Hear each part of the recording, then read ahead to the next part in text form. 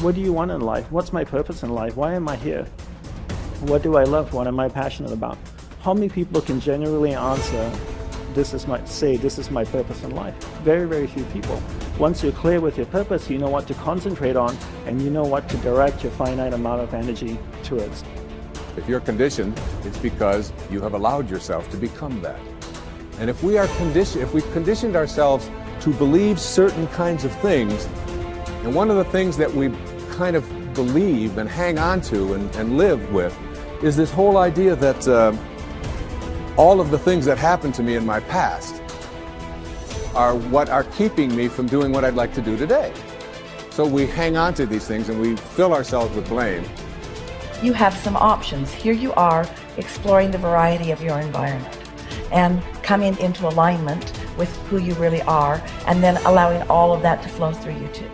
So in every moment in time, you have the option of focusing in a way that increases and enhances your alignment and your joy, which causes you to resonate with everything you put into your vortex, or something else. There really are not so many other choices, are there? You can focus on a problem. You cannot have enough money and feel bad because you are attached to the money, or you can not have enough money and feel good as you're anticipating more coming. But the consequence or the circumstance of the money does not need to dictate to you how you feel. That is the problem with getting attached to something that you can't control, is that it leaves you like a puppet with no strings. It's about not putting your attachment in all the wrong places, not putting it in what is temporary, but putting it in what is steady. And then in that steady attachment or alignment, then you can just flow it to whatever is currently in your now, flowing through your experience. You can't give away what you don't have. People who are not good at giving away love can't give away love because they don't have it to give away. If I want to give you a dozen oranges, I can't give you those dozen oranges unless I go out and pick up 12 oranges someplace. Otherwise, all it is just empty rhetoric. And the same thing is true of virtually everything in your life. You can't give away love for others if you don't have love in here to give away. If what you have in here is contempt, if what you have in here is anger, if what you have in here is fear, then these are the things you're going to be giving away in your life. Every one of you are drawing a picture with your life. You're the artist. Your hands and your feet are the paintbrushes. And the choices and decisions you're making right now are the paint strokes. You can paint whatever picture you want to paint. You can become whatever you want to become. But your choices and decisions that you're making right now matter. You got to have the grit and the tenacity to push forward and give it a little bit more than what you have right now. Don't wait for the perfect timing. The perfect timing is never going to come because there's no such thing as perfect. There's never going to be a day where you wake up and you're like, this is the perfect day for me to finally change. All the things have lined up. My inbox is completely clear. I have nothing to do today. There's no distractions. The kids are finally perfectly on their own. Oh my gosh, my husband or wife is finally perfect on their own. Everybody is healthy around me. Everything is just perfect. The day is sunny and bright. And oh my gosh, look at all this gold that just happened to appear in front of me. It's not going to happen like that. You need to say, okay, there is never going to be a perfect time, so you need to set a D-Day. Literally, a day in which you say, that's the day. And then you need to marshal all of your motivation, all of your ability to learn and develop skills as fast as you can before that day. But when that day comes, that's D-Day. That's the day that you go. That's the day that you quit. And that has to be a real date for you. I mean, mark it on the calendar. That's the day you quit the thing. That's the day you walk out.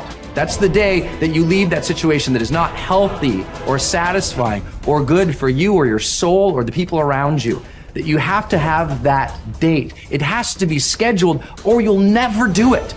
You'll just keep saying, oh, you know, one day things are gonna be, you know, the people who say one day, they end up at the end with a collection of days that were so far from perfect that they're in a state of misery now. They never landed in the land of their dreams because they were always marching in something that was miserable to them, right? At some point, The only way that life changes is that you change your course.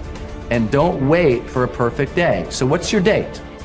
People who earn large incomes aren't lucky, and they're not crooks as those without money are so fond of pretending, nor are they endowed with more brains or talent necessarily than their friends and neighbors, nor are they privy to occult secrets, and only a very few were lucky enough to have had rich fathers or grandfathers.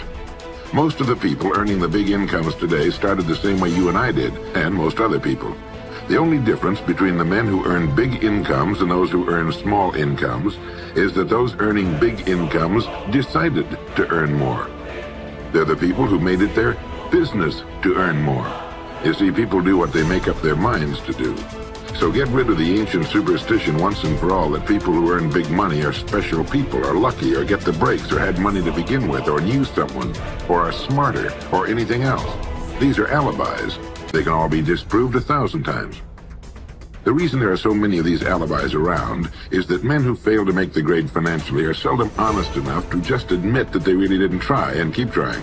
So in order to justify their failure, in order to remain seated, they dream up and pass along these old alibis. We're all self-made, but only the successful will admit it. The commitments we make to ourselves and to others, and our integrity to those commitments, is the essence and clearest manifestation of our proactivity.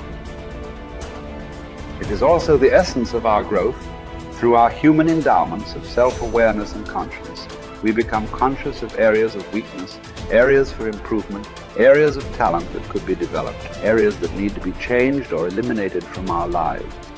Then, as we recognize and use our imagination and independent will to act on that awareness, making promises, setting goals, and being true to them, we build the strength of character, the being that makes possible every other positive thing in our lives. It is here that we find two ways to put ourselves in control of our lives immediately.